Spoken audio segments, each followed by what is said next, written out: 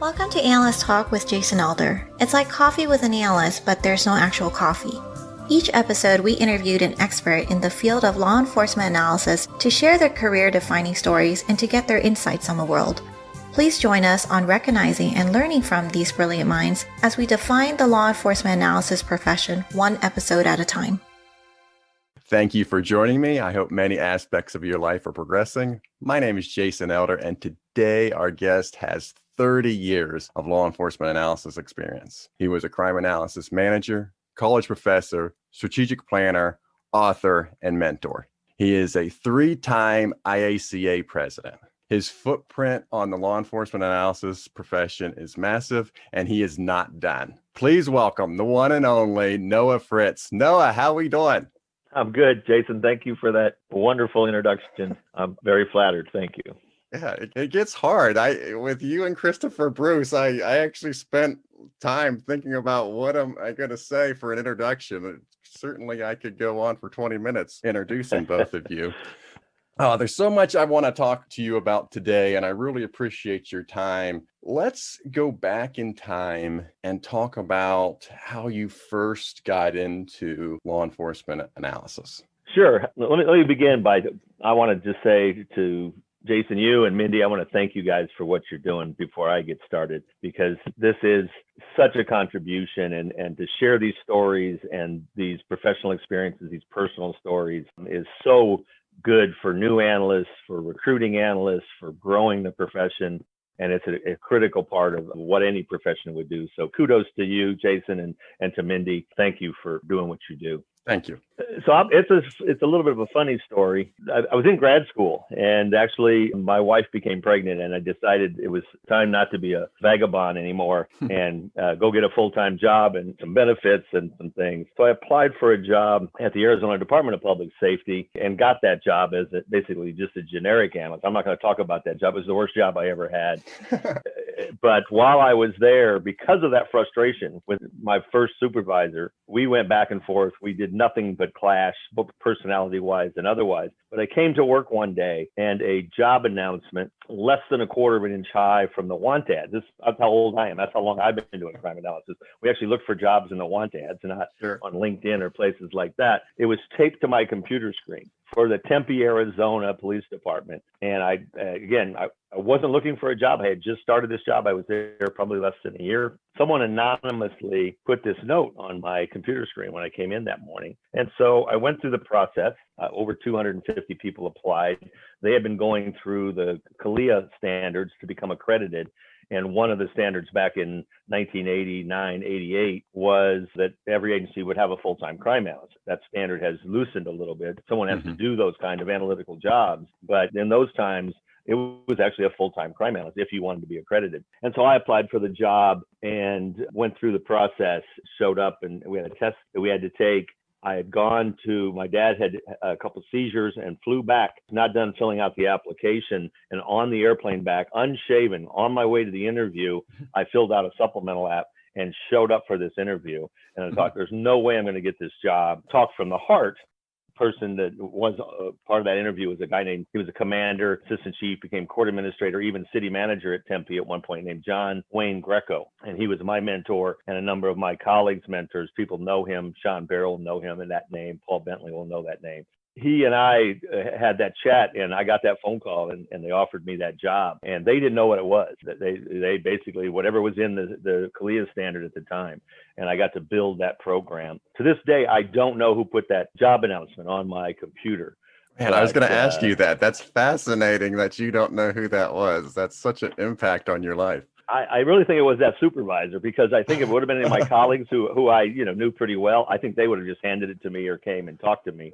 Clearly, we did not get along. We've had a couple of knockdown dragouts, and people that know my personality, I'll roll up my sleeves. I'm not afraid of a boss or a chief or to speak my mind. I'll certainly take a direct order or implement a program or do what I need to do to get the job done once I've had that chance to, air it out a little bit. But we didn't do anything but air it out. What is his name? The boss?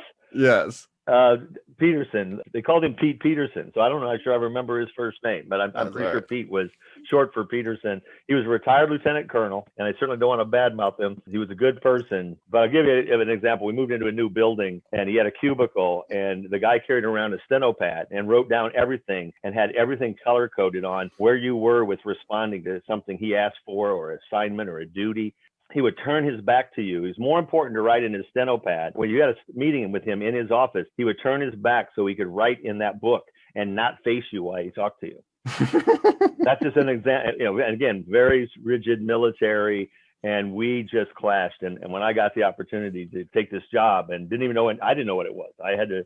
This goes back to, again, about 1989, about the beginning, probably a year or so before IACA got started. So we were at the very infancy of the profession. I was the first crime analyst hired in the state of Arizona at Tempe, Arizona Police Department, and I had no clue what it was short of reading a few things. I think at that point, California, Steve Gottlieb was very instrumental in starting their program through the California Department of Justice, but I hadn't gotten any training. They didn't know where to send me for training. If we had a chance, I'll tell you a story about my first computer and the budget that I got. I used about MapInfo 1.0, those kinds of things. But that was my first job, and that's how I got started, and didn't think I had a chance in hell to get that job coming home. Literally unshaven, no tie, went to the job interview coming off the airplane, and had not slept for 72 hours because I was at the hospital with my dad. Oh, man, that's interesting. So take us through those first couple months then, just because a lot of times I'll talk to analysts and they're brand new to the profession. It's their first time job. And sometimes they'll be the only analyst at a police department. Back in this time period, as you said, there's not a lot of documentation. There's not a Google or a YouTube or any kind of association to gain knowledge and experience. So how did you manage? Yeah, well, it starts with John Greco. I was the commander at the time. He ran basically our research and budget office for the police department. He was ex-law enforcement from San Francisco, great guy, and he was my mentor professionally. He approached me and on the first day on the job, and he said, I want you to walk around the entire department today. That was back when we were in one building. We didn't have substations or spread out. And he said, every person from lieutenant and above, I want you to go in, shake their hand, introduce yourself, and ask them how they wanted to be referred to. What was their title? Do they want to be called Lieutenant Smith, or can they, on a first name basis? And damn near every person, with the exception of maybe one, they agreed to go on a first name basis. So they all became, from the first day on the job, my colleagues, not these people that I had to be afraid of. Again, I wasn't very intimidated. And the preparation was grad school. I had already defended my master's thesis. I'd been through a couple of years of my PhD program. So from a research standpoint, I had the foundation for coming in and providing good quality applied research. And I was not afraid. They were hiring me to be that expert. And that was pretty clear with the process and the tests that I had to take. And we kind of just got after it. So you brought it up with the computer. So what kind of RAM are you talking about back in these days? Well, in grad school, I bought a dual floppy Zenith with an amber screen. So you had to run the software from a floppy and run, it wasn't even Excel. It was multi-plan, 1, 2, 3. But when I got hired, I had a desktop. I was the first PC I ever bought in the police department. We had, what do they call it back then? The dumb terminal through Hewlett Packard. So they had a little bit of email going on, but they had no software anywhere. And I came forward, and I think I had a budget of $10,000 or something. And I went out and bought a compact. I called it a luggable. It wasn't a laptop. It's a suitcase. I don't know if people remember those or not, but it looked like a sewing machine. If you've seen your grandmother's sewing machine, it swiveled and opened up and displayed a screen and a keyboard. And it weighed probably a good 40 pounds or something. It'd be like carrying your big desktop computer around with you is what it basically was. And I bought MapInfo 1.0, literally version 1.0. I think it wasn't Excel back then. It was Lotus 123. We had no connectivity to the records management system. I had no data. These were back in the days when Gottlieb's teaching manual processes with its, Texas Instrument calculator. And again, I got a lot of support from Tempe to buy those. And I remember ordering what was called back then a Bernoulli drive. I'm dating myself here. It was one of the first external hard drives you could buy. I think it was 10 megabytes. And through a process, I was able to get some data. When I told my boss I wanted to buy a Bernoulli, he said he's not buying a car for me. He joked about it being a red convertible and that I wasn't going to get, my own personal take-home car. It sounds pretty sexy, Bernoulli, right? You get to drive a Bernoulli. That's what he heard. Yeah. And so he said that was a vehicle. But it basically was like you have today, an external drive that you hook up to a USB port. I think it went to a big fat serial port, slow as could be, no internet connectivity. Everything was hardwired, or you carried it around with you, right? I carried that data with me everywhere I went. We're going to have to fast forward through some of this stuff, unfortunately. Talk a little bit about growing the unit and getting on to hire more analysts.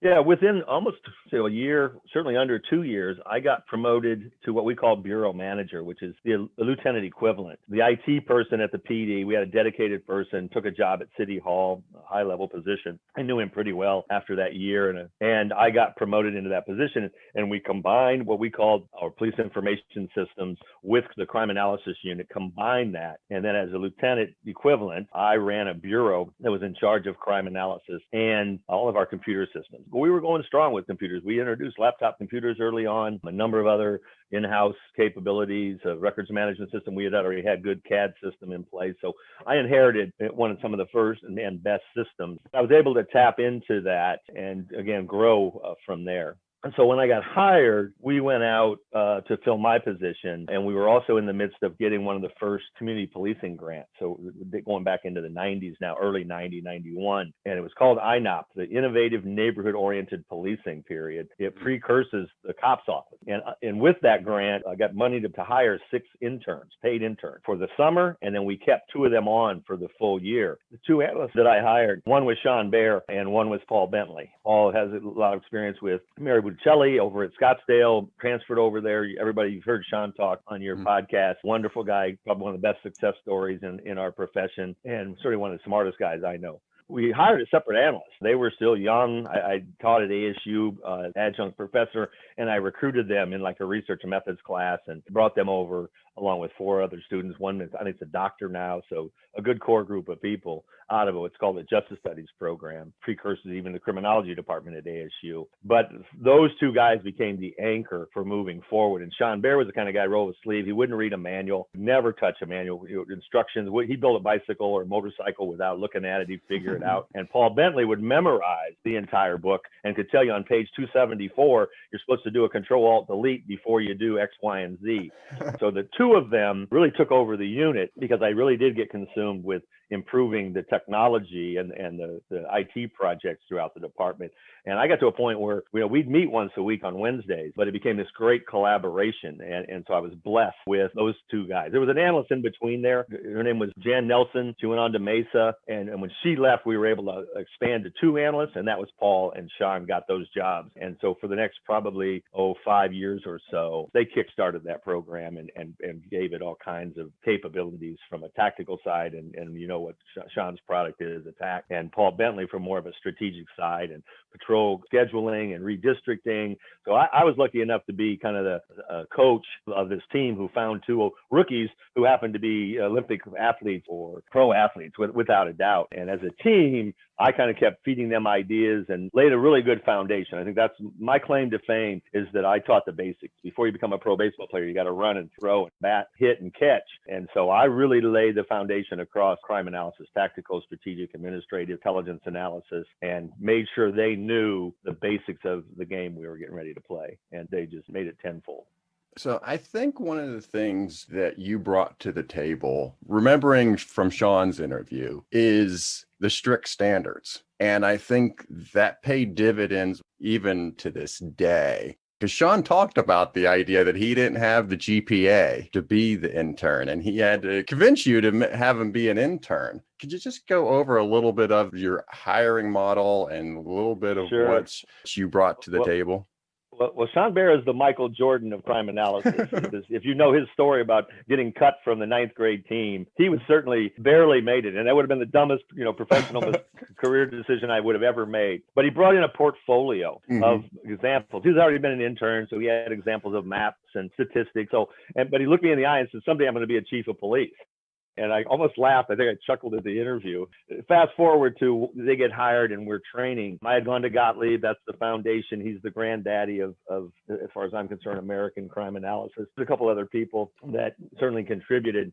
We really created an environment where it was very structured. It was almost, I guess like going to boot camp. We knew every day the very first thing we did was grab reports following Gottlieb's model. And you read those reports and you create a matrix or an Excel spreadsheet. Back then, a Lotus 123 spreadsheet. I think we had Excel soon after that. And you started to fill in the tables, right, with information about MO and time of day and day of week and all these. If you brought up attack and the software now that Sean developed, you see all of these variables, all these fields of information that were pulled off police reports that were really tied to the 1960s, the changes in improving investigations. So we would, we grab our coffee, we do whatever, and they split a 4-10 schedule because we covered 7 days a week.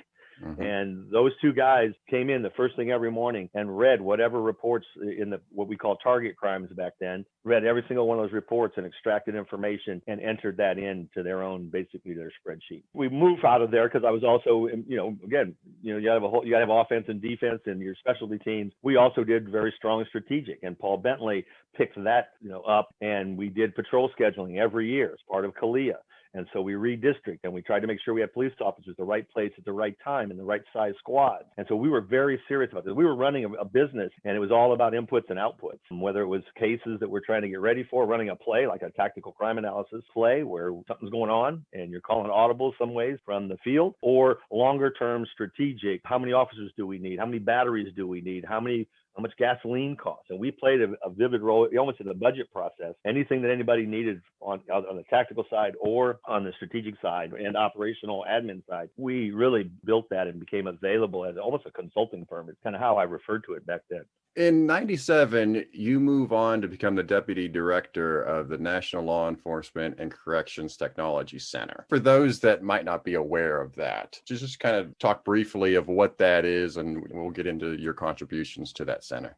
Sure. That job landed in my lap, and again, I've been blessed. I'm reading a book by Matthew Conaughey called Green Lights, and it's just an interesting story about his career, and that's kind of how I feel. That was one of those green lights. I was at a Colorado Crime Analysis Association. I had moved up to Denver. I took a job as a criminal justice strategic planner for Jefferson County. If you don't know where Jefferson County is, Columbine High School is in Jefferson County, unincorporated Jefferson County. And I was at a meeting, and a guy showed up to give a presentation named Mike McGee, who's one of my best friends today. And they were recruiting for a new crime mapping manager to build a crime mapping program, a training and technical assistance program for the Department of Justice. For people that don't know what the National Law Enforcement and Corrections Technology Center, it's a long name, NLECTC, I can't even pronounce it. I literally chased the guy out in the parking lot. He wanted help recruiting somebody and or helping with a job description. And I said, not only do I want to help you with that, I want the job. And within about 6 months, I got hired and I moved away from the criminal justice strategic planning job, which I got in January of that year, 97, and started full-time developing. I was both the crime mapping manager and founder of the crime mapping analysis program. We got a lot of calls about, can you send me that CMAP software? No, it's not software. The program is a training and technical assistance program. And we're happy to, if you want to come and get training. We built a 2-track program, 2-week training in Esri, ArcGIS, and 2 weeks in MapInfo. And out of those, about a decade of work, I had the flexibility then to become president and to recruit other people. Sean Bair eventually came and worked for me. Chris Bruce was one of our crime mapping instructors. So I got to leverage federal grant funds. We also did some steering committees for the certification program, and we funded a number of ongoing meetings and then also the publication of the book, which we'll talk a little bit about later. But we got funding from the federal government to do outreach, mainly around crime mapping. And when I first started, they wanted to call it the Crime Mapping Research Center or the Crime Mapping Technology Center. And I said, no, it's got to be the Crime Mapping and Analysis Center, because the only reason we're doing crime mapping is to do crime analysis. It's a tool to complete that job, and I want to make sure it's in the name. And my boss let me change the name of it to CMAP instead of CM, whatever that would be, TC, I think it was. Something that would be hard to remember, just like the center. CMAP is a lot easier. There was a Crime Mapping Research Center at the Department of Justice. So you leave this center then and become a professor, right? And so what led you to become a professor? I had not finished the PhD. I started and stopped my dissertation 3 times. And my boss came to me and said, are you ever going to finish this, or I'm going to take it off of your professional development plan? And I said, I don't have time. You sent me all over the country doing, crime mapping stuff. And I go, I just don't have time. He goes, what if I could find a way to get you 6 months? Would you be interested in completing it? And I said, heck yes. And so I was eligible. I think it was the first non-professor to basically get a sabbatical or a paid leave. I got 6 months off with some paid leave because I'd been there almost a decade to complete my dissertation. Wow, that's awesome. And so in that 6 month period, I actually moved into 5 Points neighborhood of Denver, which is the highest crime neighborhood for a decade, and lived right across the street from public housing. And I started with a crime mapping GIS analytical project where I looked at the hotspots and the crimes and the activity. And then when I found it, I decided to do a qualitative ethnographic piece, and I moved into that neighborhood for 6 months and interviewed residents and business people and politicians. The greatest experience of my life at the time. That led me then, once I got the PhD, I was actually down recruiting for interns for the NLECTC at Metropolitan State College at the time. Now it's at Metropolitan State University of Denver. And the chair said, well, why don't you apply? We have a job open for a professor. I said, oh, sure, why not? Again, it found me, just like they found me for the CMAP, they found me for that job. And then I ended up getting that job offer. And for 5 years, I taught full-time at Metropolitan State University. So your dissertation then, what was your conclusion for your dissertation? It's both a quantitative and a qualitative piece. And the further I went in my academic endeavors, I was big in math, big in statistics, big in computer statistics, but it doesn't tell you some of the meanings behind why the numbers exist the way they do. One of my mentors, Dave Altidy, he was one of our keynote speakers one year at the IACA conference, great friend and colleague of mine. He was a regent professor at ASU, basically taught some qualitative classes that I took. He was also my master's thesis chair and then became my dissertation chair. He guided me toward building a way to better understand what's behind that. So I wanted to understand how people live and cope in a high crime neighborhood. It was around the time of community policing. I was a big advocate of community and problem-oriented policing. And Herman Goldstein talks extensively about doing surveys and interviews and expanding the resources we have for understanding crime in place. So I moved in that direction and literally, one, wanted to experience it myself, and two, be around the people that were most affected by it. I'm about a 95% African-American community. I grew up in Rock Island, Illinois, in about a 90% neighborhood, African-American neighborhood, very comfortable in those kinds of environments. And I embraced that opportunity. I actually interviewed Mayor Hickenlooper, John Hickenlooper, who was the mayor, 3-term mayor in Denver, became a 2-term governor of Colorado, and now he's going to get elected to be the senator.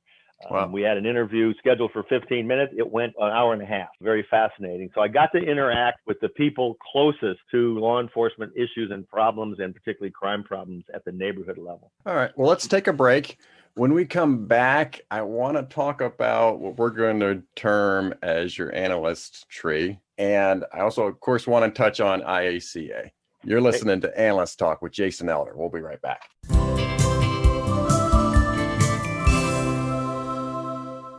Hi, this is Metre Lewis, and I want to say, make friends with your other analysts. Don't just stay in your own little world, in your own little bubble, but hey, meet the other analysts who work in your jurisdiction, who work in your county, who work in the jurisdictions around you. Have lunch. Go play cards together. Do something together to get to know each other. It will benefit you in the long run. Hey, this is Sean Bair, and I would like to suggest that everybody go learn programming. I think that's the one thing that has carried me through all the different aspects of my life. And if you learn some programming, you'll better understand the application that you use, and who knows, you might even be able to write your own application. Good luck.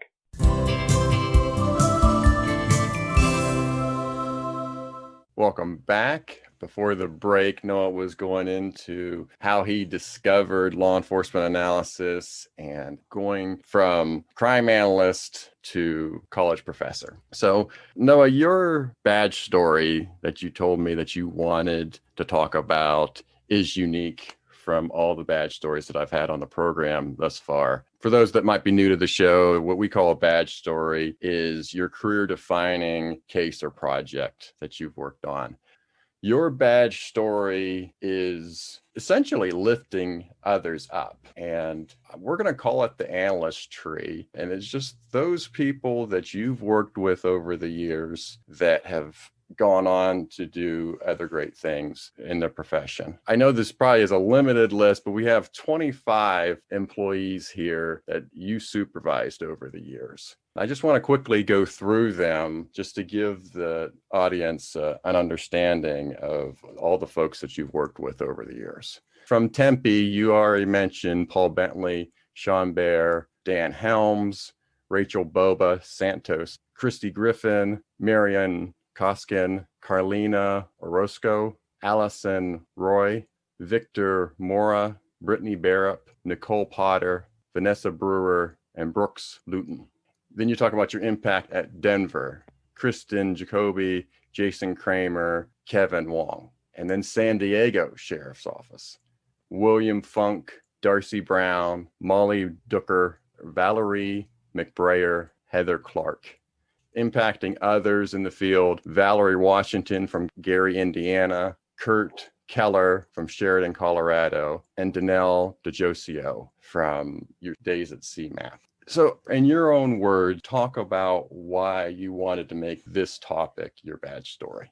Well, I really like your kind of heading of analysis tree. And as we talked, Jason, yesterday, I guess the point I want to make is that I don't want to take credit for all these wonderful people that have gone on and done great things. And the idea of a tree and kind of an apple tree or something like that producing fruit, I've certainly done my share of products and expansion over the years. But a tree drops fruit and drops seeds and plant seeds. And those seeds are these individuals that you read have gone on and really pushed the profession even further. The most cherished award that I've gotten from IACA is ambassador last year from the board. I went to Africa and a couple other names, Addie Adams and Alan Ross, who I visited and did technical assistance for. But it's growing the profession, one analyst at a time, one agency at a time. CMAP was kind of the foundation for that. We got to travel and do on-site assessments and do training, and we brought people in. And over that 10-year period, we saw crime mapping grow exponentially, which meant that crime analysis got to grow. And then because I had the flexibility, like I said earlier, as the director of CMAP, I got to become the two-term president,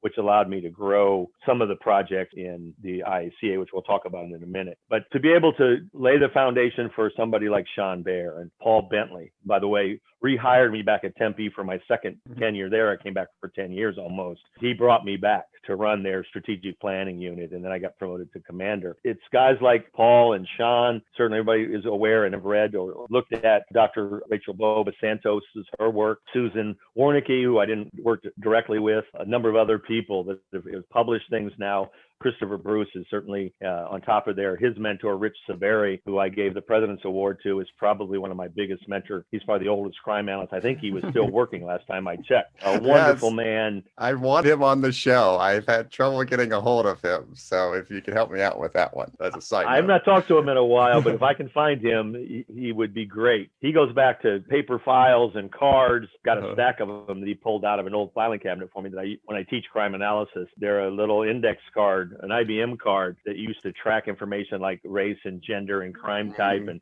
they taped a photograph on the back. But Fritz was amazing. I got to visit. Must have been when I was at Tempe. I got to go to training. I went to the first IACA conference, became a charter member of the IACA, but I got to go visit some agencies. Went to Oxnard, California, where they were doing SHOCAP, a serious habitual offender criminal apprehension program, a federally funded program. And we were going to be the 10th agency at Tempe, and the funding got cut. But it was really about identifying prolific offenders back then. That would have been 1992 or 93, and building, databases around serial criminals. So you had, a reference point when you get a new pattern, you could go and take a look. Of course, today we've got, access to, online RMS, but we built those out of, these federal programs that were there. So those are all people that either influenced my life, going back to the IACA.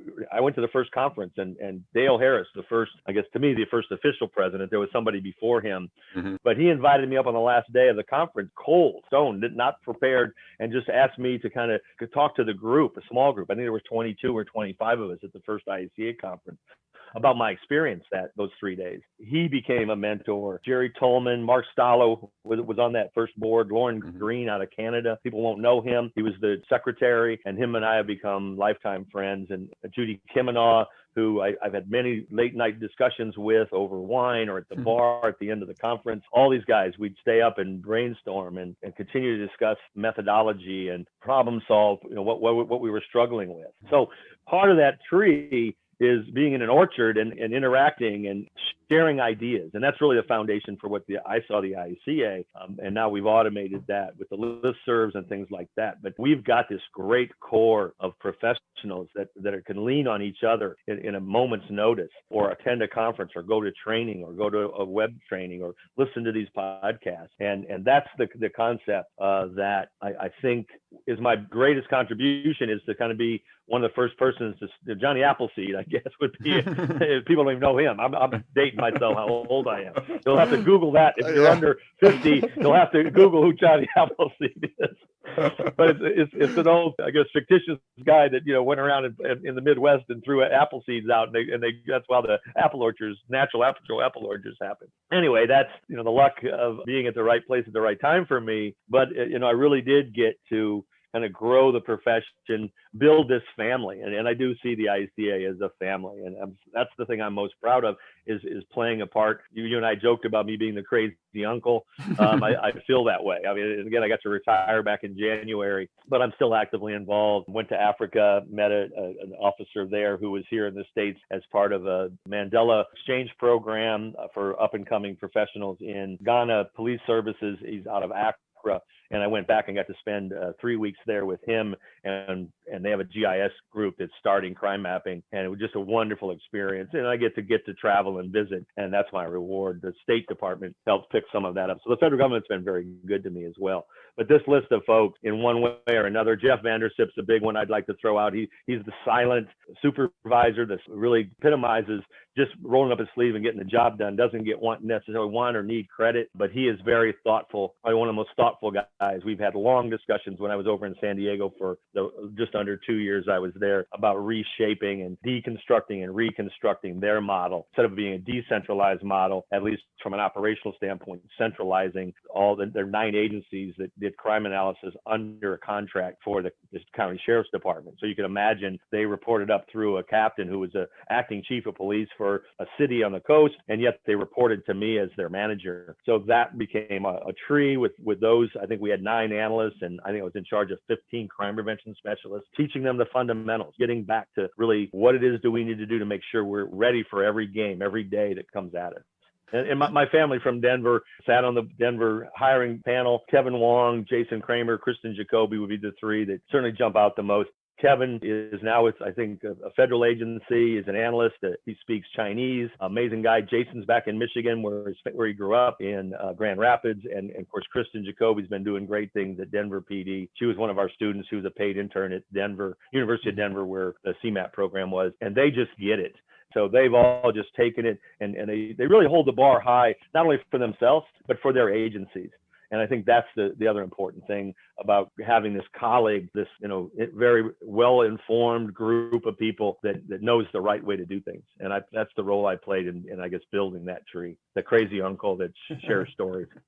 All right. I do want to move on to the IACA, but I'd be probably doing the listeners a disservice if we didn't talk about at least one case that you worked on over the years. And we had talked at the prep show about the serial rape case that you're really proud of. Can you talk a little bit about that? So Brent Brentz was on parole, was a registered sex offender, and had committed a molestation of a young boy who it was his girlfriend's son, and they all slept in bed together. And it came out, and he was going to be violated, and the paperwork didn't get up. So and then he found out about it, and he went on a serial rape rampage. I think something like 13 victims.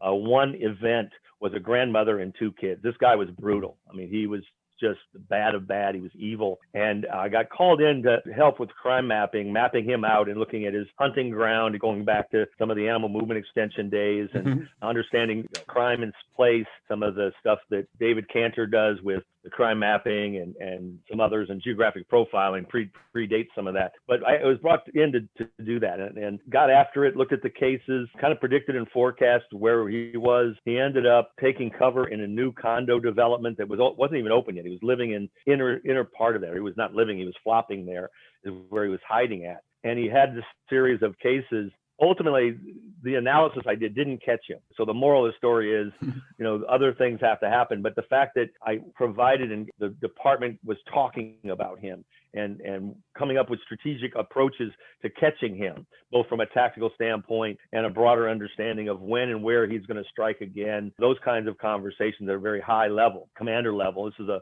high profile case. But as it turns out, and that's, to me, I guess, the essence of community policing, is that the police can't, and crime analysts can't do their job without building relationships with the community and victimology and understanding the bigger picture. This woman, his last victim, he had kidnapped her. He was holding her in this condominium development and got wind that we knew where he was at, or where we thought he was at in the general neighborhood, not specific to that location. He decides to leave and he kidnaps her, puts her in the car, and is driving literally on Interstate 70 and going to leave the state. He's heading toward Utah. And this woman had the wherewithal to call 911 as he was coming around, getting in the car, forcing her in the car, and threw the cell phone underneath the seat and asked him questions along the way. And he got, further down up into the mountains and then further, into close to Grand Junction.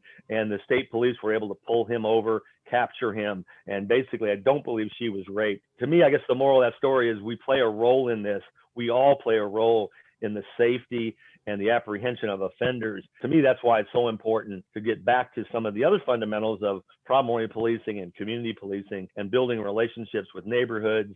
This controversial topic of Black Lives Matter is so critical. If we don't have those relationships, we won't get good information. We won't be able to get good intel at a neighborhood level, even a tactical crime analysis level. Getting people to know and understand what they might be able to do to protect themselves, being good victims, good witnesses, and coming forward is all about having good rapport with the public for which we police. Let's move on. Some of this stuff we're going through so fast, and I apologize to the audience in a way, but I do want to cover so much ground with this interview. I do want to talk about the IACA and your impact with the IACA. You became a 2-term president there and came in with, I think, an idea of having a strategic plan on how you were growing the association. Can you talk a little bit about that strategic plan? Yeah, and it grew out of being on the board with Mark Stallo and knowing Mark, my predecessor as president, 2-term president, and he was our past president, so he served on the board, and he was a visionary, but he would constantly add things on our plate as a volunteer organization, and we'd get a little down the road, and we, chinked away at things and progressed, but it was always just, barely moving. We'd have 10 or 12 projects going. It seemed like he'd find a volunteer and assign it to him, and it didn't really have a lot of strategic depth to it or a plan to get it done. And when I got elected, I consciously made the decision that we're only going to do 3 projects, and we're going to leverage the volunteer resources and the volunteers that we had, these great, smart people that we had, and focus on 3 things. So we had done a survey about the skill set that was needed. We did it in Colorado first when I was there with CMAP, and then we did that on a national or international basis. And we identified the top 20 skills, most important skills that the membership thought were most important. There were more than 20, obviously, but we landed on those 20, and that became the foundation for the book. So each chapter in the first edition of the book changed since then, but there were 20 skills that we thought every analyst should become proficient at. The second was to then create a certification program around that 20 list of skills. And then the training series focused on breaking those skills up. At the time, I think we had 5 classes that we were developing, in-person classes. Now they're online and different stuff that, again, focused on those skills. And it took us a better part of, almost a decade to finally get that book published and to get the training series up and running. And it's bread and butter now. But with volunteers, everybody's got full-time jobs. And so we're relying on people. They're not getting paid out of the goodness of their heart, out of their passion for the profession, to come together. And so that was the primary focus. And I promised myself and the executive board that unless we drop one of these projects, and I didn't pick them per se, it was a collective effort. Unless we drop one or put something on hold, we weren't going to add a fourth project. Now, we were always doing the annual conference, and we turned that over to the conference committee, and that runs smoothly. Great group of people running that, and the board didn't have to focus on that anymore, at least at the time. And this was 2001 timeframe that you become president and start putting this into motion. Yeah. So I guess you brought up the conference. I asked this question a lot. Do you have a favorite conference?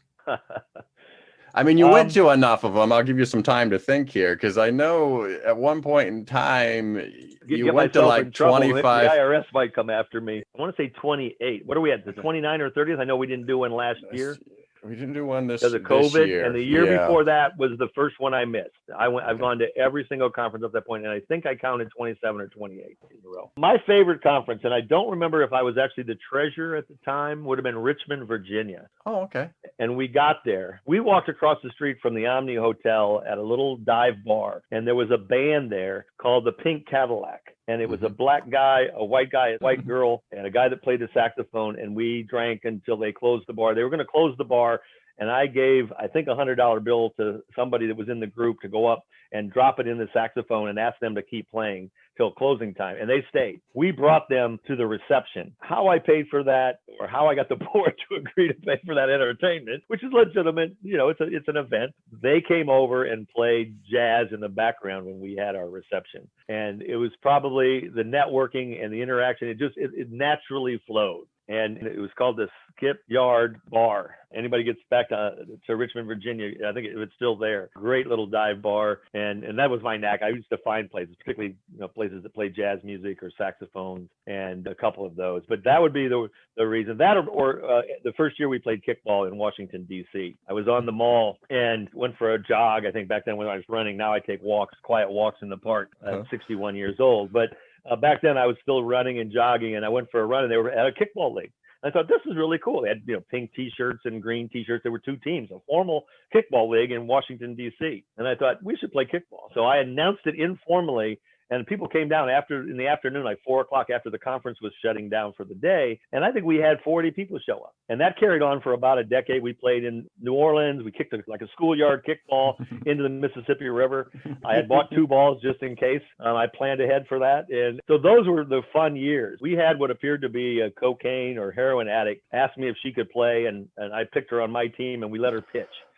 Game of kickball in downtown, right off the river by the New Orleans Conference Center right there. So those kinds of informal events where you got to get to know people. And I made some of the greatest friendships. I was one of those guys that would be at the bar until closing time. We talked sports or other things, but mostly about crime analysis and a lot of one-on-ones and discussions about how you could, approach something in your agency. I really like being one-on-one with folks, and those after hours gave me the opportunity to get to know them, get to know their agency, and offer my friendly advice to them. That's that kind of growth of that tree was done in that way. I certainly had my opportunity to be in front of large crowds, but I really loved the one-on-ones with analysts over the years and built great friendships and great colleagues over the years. Those kinds of opportunities at any of the conferences are valuable. Don't stay in your room. Introduce yourself to that first person at the conference. Give them your name and agree to meet them for lunch or for dinner that night. Especially if both of you are from out of town and don't know anybody. Start, building your family right then and there. That first day of the conference, you will not regret it. Was there anything during your time with the IACA that you wanted to accomplish but just didn't get to? Yeah, that's a good question, Jason. To this day, it still is, but I think it's going to come back around. It's what some of my future interests are. I don't think we leveraged problem-oriented policing to the extent we did. We didn't focus on it as a strategic issue because I was so firm about staying focused on those 3 things within the profession. But I think we missed the opportunity to become better problem-oriented analysts. And I consider problem-oriented policing and problem analysis a function of strategic crime analysis. It's about developing strategies to reduce crime, whether that's hotspot policing today or geospatial kinds of things. But I didn't leverage, even as much as I was a big fan. I had the opportunity to drink beer with Herman Goldstein, and read his book. I'm a big advocate. I got a signed copy of his book, those kinds of things. I didn't leverage my leadership to take advantage of problem-oriented policing, and I wish I would have done that differently. Because I think as important as tactical crime analysis is, problem-oriented policing and really narrowing down and being more effective at what we do, and that's what problem-oriented policing is, right? Improving effective police work and targeting the resources, putting the resources where we need them most, and gathering a more broad base of data and have more data sources and becoming really applied criminologists. And that's the thing that I wish I could have instituted. I think because of Black Lives Matter and the social unrest that we're facing right now in 2020, I think under Biden, who's an advocate of community policing, I think that opportunity is going to come back. And I hope we leverage both the training and make sure we're at the table for those conversations about how to improve policing in light of problem-oriented or problem solving. Let's take another break. When we come back, I want to ask a couple more questions about the future of law enforcement analysis, and I'd like to talk a little bit about the social unrest. You're listening to Analyst Talk with Jason Elder. We'll be right back.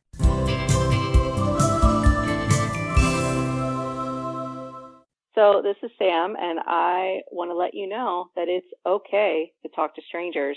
Obviously not if you are 4 or if you're walking alone at night or in the woods. But in general, if you're just out in your day-to-day life or you're traveling or whatever, talk to somebody, talk to strangers. It makes you a more interesting person because it gives you more perspective on life.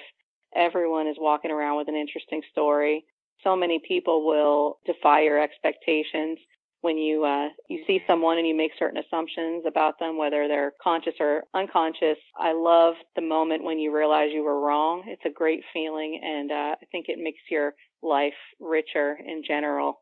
You know, if you're too shy, then maybe just read Humans of New York. That might help you to understand other people's experiences, but I'm just here to say, don't not talk to strangers. This is Steve Gottlieb saying, never let failure get to your heart and never let success go to your head. Always stay humble because humility wears well.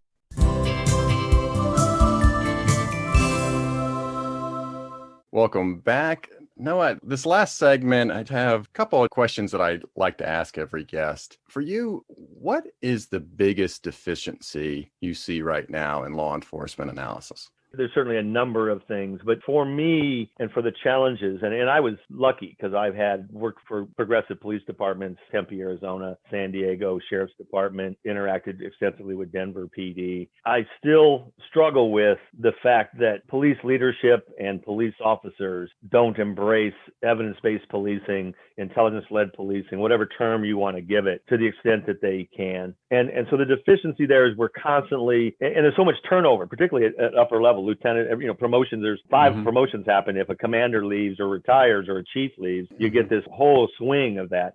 And a lot of times on the sworn side, they'll, even if they're not a crime analysis supervisor, if they've turned that into a professional position, you're still reporting up to a lieutenant or a commander in some capacity. And they're there for a year or two, and then they get transferred, or they take the opportunity. They don't really want to be there in most cases. So that building legitimacy, there's been a couple of articles written by Chris Bruce and Mark Stallo about crime analysis legitimacy. I think that continues to be the biggest deficiency. And I get it. The job is hard. They really focus on the street. It's also indicative of the types of people that come into policing, but struggling with constantly educating to some extent to these individuals and these new individuals that come in on a regular basis about the value of data-driven approach. And you're constantly doing that.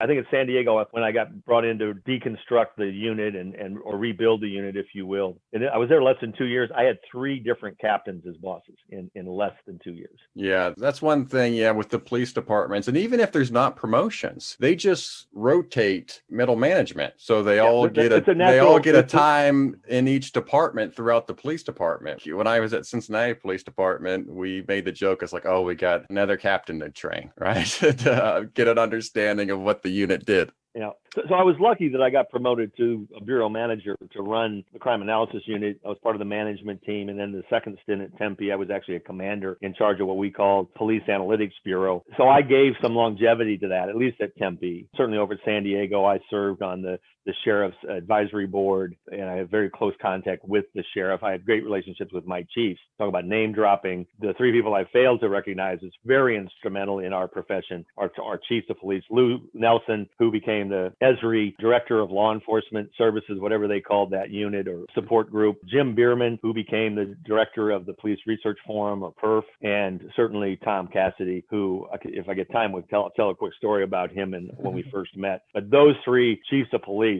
even though obviously came up through this horn, they drank the Kool-Aid. They knew the value of good crime analysis, and they were in the realm of Police Foundation and the IACP. They continued to push the value and the need for good crime analysis, and they were very instrumental at growing our profession from the top down.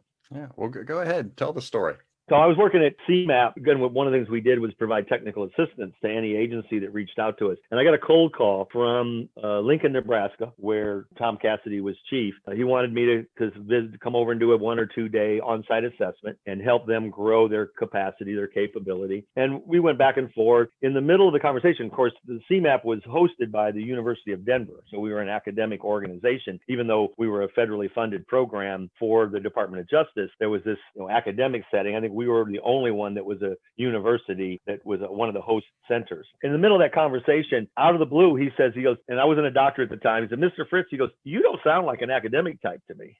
And I sat for about 2 seconds and I said, "Well, you don't sound like a chief of police to me." He had a plotter in his office. Yeah. He would print his own maps. And he would walk down the hallway and hand maps to sergeants or to officers. He had this knack for, again, very charismatic, very interactive.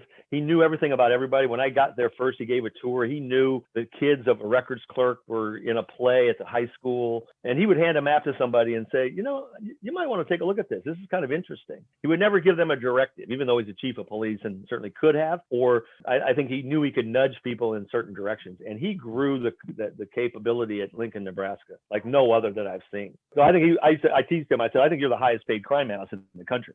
As a chief of police salary, which what he was making. He's now, the last time I checked, he was the director of public safety. He was thinking about running for office. Great guy. Drank beers with him. Met him at steakhouses. Could tell stories about him, but wouldn't want to do that in a public setting. A great guy. Passion for not just policing, but a passion for crime analysis. But we were both two peas out of a pod, right? He was the chief of police, but he was very analytic. And even though I was in an academic setting, I was much more committed to applied research and not about theoretical things, at least to the sense of, kind of textbook kinds of arguments. I think there's a place for theory in crime analysis, but it doesn't have to guide it. It's really about rolling up your sleeves and getting the job done.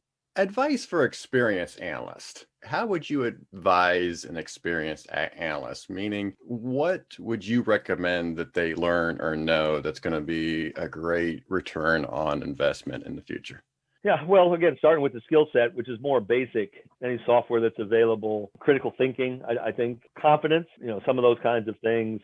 Not being afraid to stand up, to take a risk, to make a prediction and a forecast. So I think being clear about what it takes, both statistically and in terms of methodologically, I guess, that you're comfortable making a prediction or a forecast of when and where a particular crime pattern is going to strike again, or strategically where these hotspots are. What the probability that by putting an officer in this area, this beat, this restructured area, this hotspot, and you might prevent crime just by having them there. And you won't know that because you can't analyze what you can't see or something that doesn't happen. So the prediction and forecast is an area. I think the other area is there's a number of tools. The one that we went with, I got a grant at Tempe before I left for building capacity for a medium-sized agency from DOJ. And we were able to get and pay for Tableau. And there's a couple of other products. I think IBM has one and Microsoft has one. Something like Tableau that allows you to build both some basic mapping capability. Esri would also be a great tool when you talk about dashboards and pushing that out into the car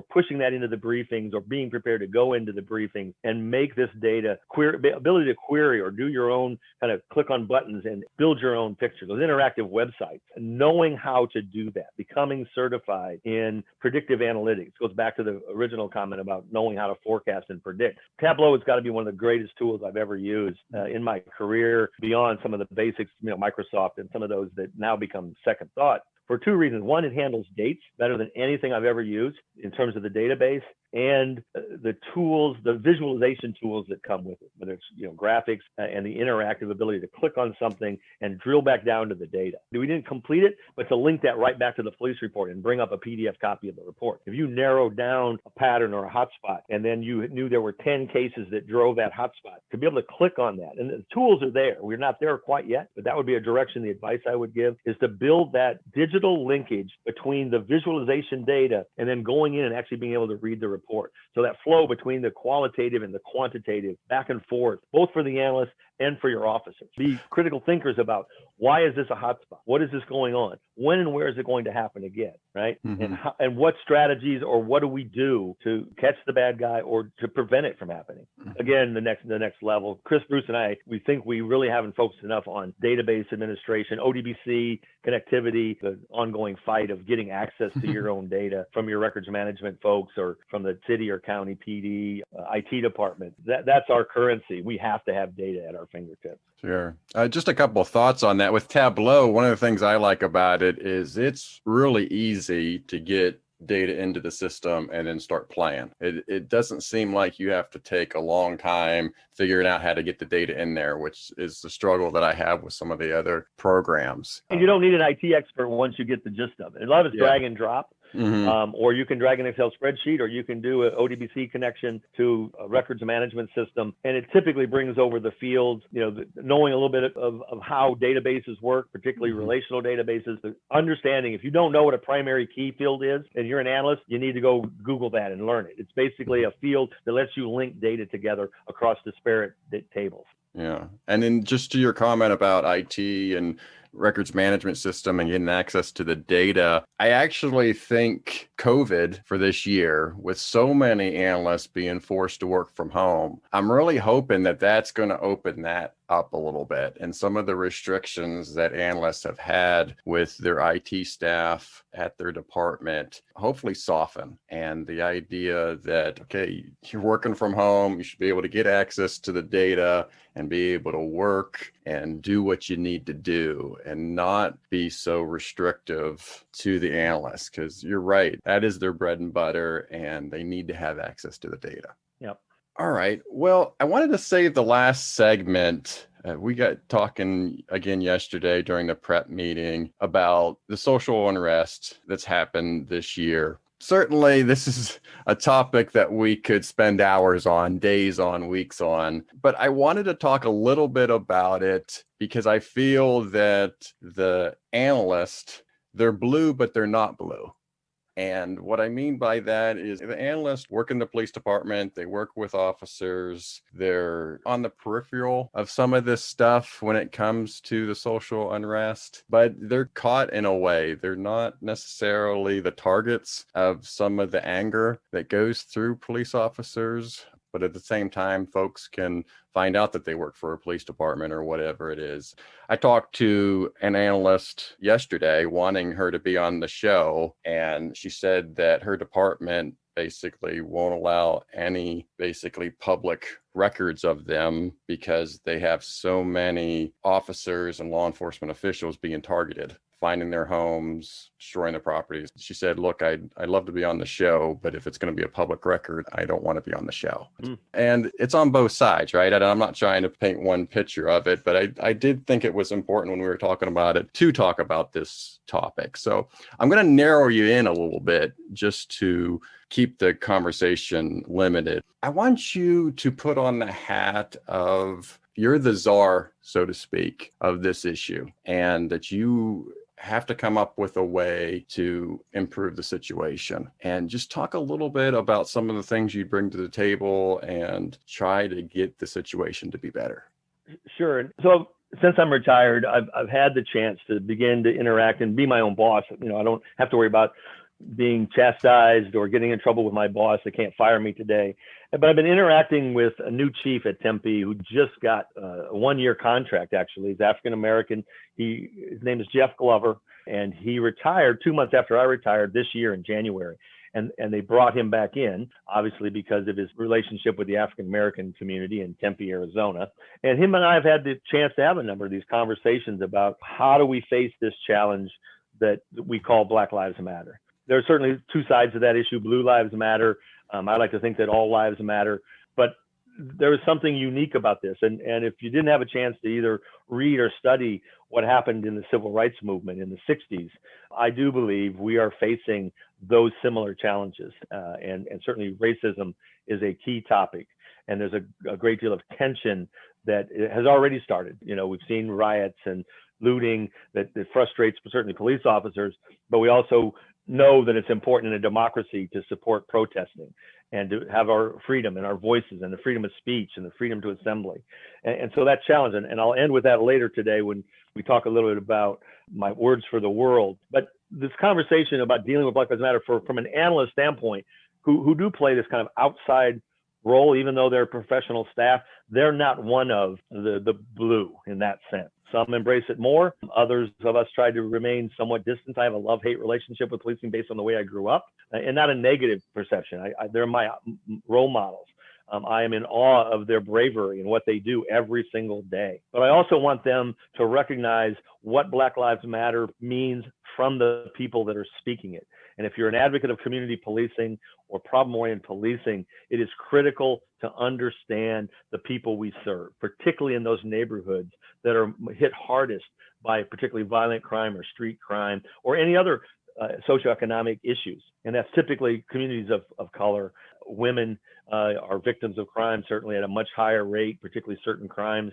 And it is our job as analysts to fully understand. There's a sociological term called ethnocentrism that is imperative not to do. And ethnocentrism is judging people from your own ethnic and your own cultural background, your own perspective. And it's about stepping outside of that bias, I guess, whether it's white privilege or economic privilege or whatever it is, and understanding the conditions in which the people you are trying to help, what they're facing. And so for me, as the czar of this issue, what is referred to as Black Lives Matter, is be clear about what that really means.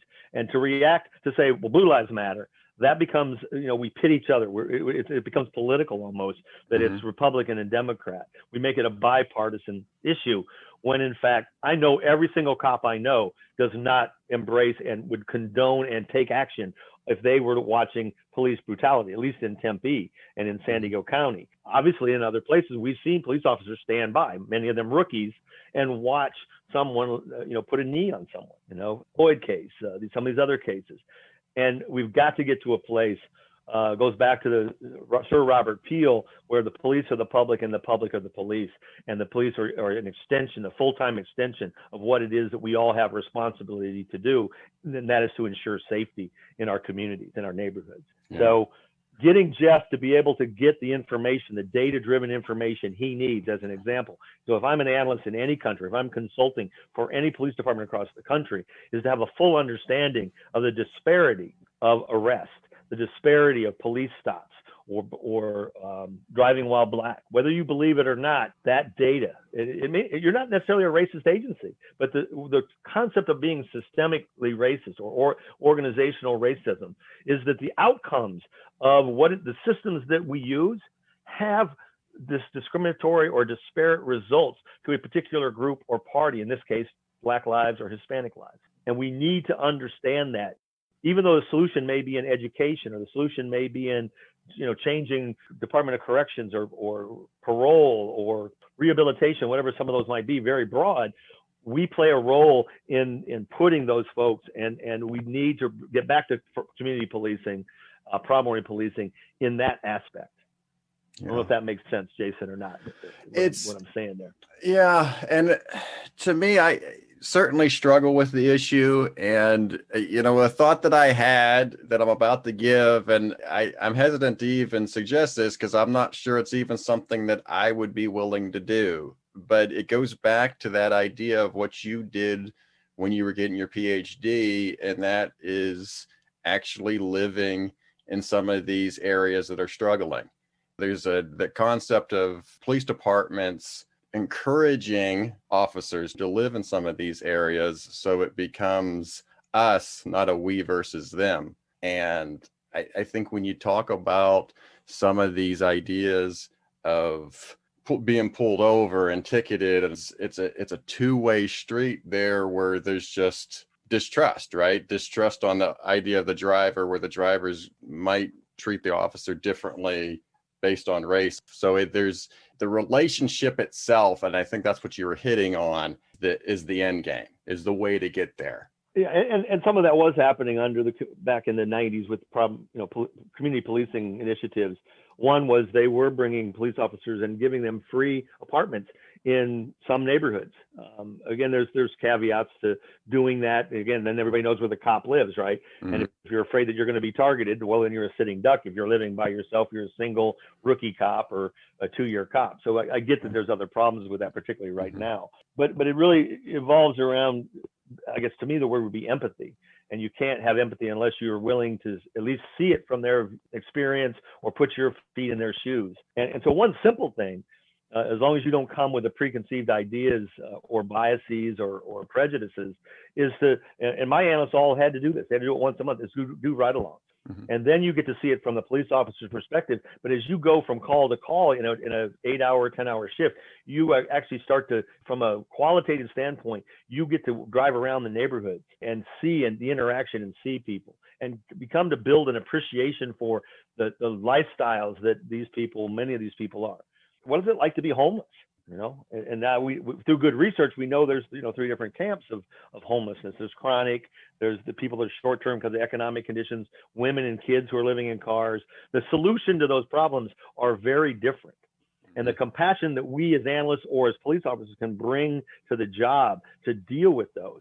And then it even goes narrower down to an individual person, knowing the history of a mentally ill person. And you're the person that's met with him, you've had interaction with him 10 times, taking that into account.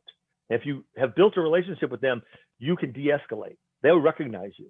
They will be more friendly. Now, don't get me wrong, we have domestic violence every day between people that are significantly related to each other, and it can turn violent.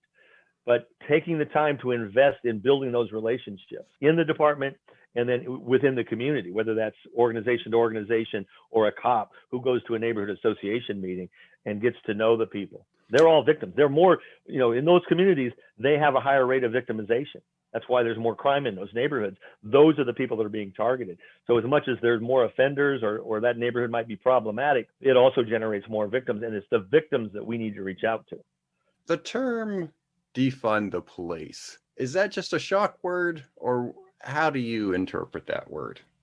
It is a shock word. I wish we wouldn't use it. It's used as a slogan to be, I guess, in some ways anti-police right now, particularly with protests or things like that. It really, 2 ways. Either it's about the reallocation of funding. My experience after 30 years in policing is most police officers don't want to be social workers. They don't go into the job for it. There's some that are very good at it, don't get me wrong, very charismatic, but most of the officers, the lion's share of officers I've interacted with, don't really want to go to those types of calls. Now, I think they need to go and make sure that the call for service is safe. Go code for, make sure everybody's okay, or deal with someone who's being violent, whether you have to put handcuffs on them or not, or do whatever you need to do. It shouldn't stop right there and then we forget about it, because 2 days later, someone's going to get out of jail or come sober up or be back there, and it just regenerates itself. We need to be able to bring in other services, and it may need to be court mandated, and that's unfortunate that we have to go to court, but make sure we're funding these programs in these communities to deal with the underlying causes, whether that's mental illness, homelessness, or we're going to continue to be on the treadmill, right? Sure. And the revolving door. And my heart goes out to cops who have been back to the same location 10 times. They're frustrated. Or arresting someone who gets out by, on recognizance, or by Monday, they're back out, tormenting people. That's the kinds of things. And it takes money, it takes wherewithal. So much of that is about not necessarily defunding the police, although we put a lot of funding into some of these training that they may or may not want to do. I'm a big advocate of school resource officers. I thought, what a great idea. Plus it helps with recruiting and getting, kids in certain schools to not be afraid of the police. But at the end of the day, you're bringing guns into a school. every time that cop shows up as a school liaison officer. Is there a better way to do that, a different entity to do that? If we're talking about juvenile interactions, and I don't know, I don't have all the answers, but funding other programs rather than defunding the police necessarily. I wouldn't take a dime away from the police in some ways, but I have come at this point after this crazy year we've had, I have come to appreciate there are things that, the cops aren't as necessarily prepared to do. They don't have degrees in social work or counseling. Through School of Hard Knocks, they learn how to do many of those things, but they don't really aren't trained with a 2-year degree or a 4-year degree to deal with those kinds of things in a way that would be useful, I think, or as useful, because they're also dealing with going and taking care of the safety and their own safety, their own lives. Sean Bair, I interviewed him for a graduate class one time, and we were talking about police calls for service, and he said, every call I go to is a gun call. I go, what are you talking about? We have 200,000 calls for service at Tempe, Arizona. He goes, I bring a gun to every call as a police officer. And I never thought about that until he said that. And that's why you see police officers stand a certain way and put their hand on their holster or their gun. They brought a gun to every call for service. And think of the dynamics of that interaction when someone in uniform, someone with intimidation, someone with a weapon shows up, how it changes the dynamic. Put a camera in a courtroom, see how it changes. Now, some of those, that's positive or negative, but we're not analytical about what that does. And I think it's important to better understand how it changes the dynamics of those interactions. Yeah. It just made me think of, I've gone through a couple of citizen police academies. One of the nights you actually pull somebody over, it's at night, and you're doing a stop, and you have to go up to the vehicle as pretending to be an officer, and you have to interact. They have a different story, or the officer that's pretending to be the driver that's being pulled over has a different script that they use. That mentality of just putting yourself in the officer's shoes, going up to the car, and it's late at night and you don't know. I mean, you're role playing, so it's not real, but you can certainly get an appreciation of the situation. Yeah, absolutely. I think one of the best articles, if I can find the citation, I'll share it with you so we can share it with the IACA community. But it's an article that was written about the dual role of being warriors and guardians that police officers are expected to do because of the safety issue and their own lives at stake every time they get in a car and go out. Forget about the social unrest that adds to that. But most of their training is about being warriors. Most of everything they do is focused on the warrior aspect of that. Some agencies, some progressive agencies are doing things like de-escalation, other use of force, communication skills, I think become second nature. I think women make better community policing officers because I think they tend to, by nature, they don't bring the testosterone to the table, to the call. They don't have to be as macho. They got guns, they don't shoot, they get trained, but I think they're in an automatic position by virtue of just showing up as a female officer of already having in a position of de-escalation. I don't know if that's a good thing or a bad thing for their safety, but they're not necessarily big. We used to hire cops that were ex-military, and they're going to go into do a bar fight, right, and clear the bar. But at the end of the day, how do we balance, that between the warrior role and this guardian role? And who are we guarding? We work for our customer, our citizens. That's who pays the salaries of police agencies. And how do we make them safe? And how do we have compassion for the lives that they're living and not be an occupying force, I guess, in that sense. An overstatement, probably. Good. Well, as I mentioned, we could talk about this for hours, days, weeks, but going to move on to the last segment, which is Words to the World. And this is where you can promote any idea, and I give you the last word, Noah. So what are your words to the world? Thanks, Jason. Appreciate the opportunity to talk with you today and share some of my thoughts. I guess I'd go back to the origins of policing for starters. I'm a big history buff. I love particularly police history, to Sir Robert Peel and his 9 principles of policing back in 1829. And his last principle was that the test of police efficiency, or I would say effectiveness, is the absence of crime and disorder, not the visible presence or evidence of police action in dealing with crime. Having said that, I think Herman Goldstein has probably offered some of the most important words for understanding the complexity of policing. So I'm going to read a quote from his 1977 book called Policing a Free Society. And he says, "The police, by the very nature of their function, are an anomaly in a free society. They're invested with a great deal of authority under a system of government in which authority is reluctantly granted and when granted sharply curtailed. The specific form of their authority to arrest, to search, to detain, to use force is awesome in the degree to which it can be disruptive of freedom, invasive of privacy, and sudden and direct in its impact upon the individual. And this awesome authority of necessity is delegated to individuals at the lowest level of the bureaucracy to be exercised in most instances without prior review or control. He goes on to say, yet a democracy is heavily dependent upon its police, despite their anomalous position, to maintain the degree of order that makes a free society possible. It looks to its police to prevent people from preying on one another, to provide a sense of security, to facilitate movement, to resolve conflicts, and to protect the very processes and rights, such as free elections, freedom of speech, the freedom of assembly, on which the continuation of a free society depends.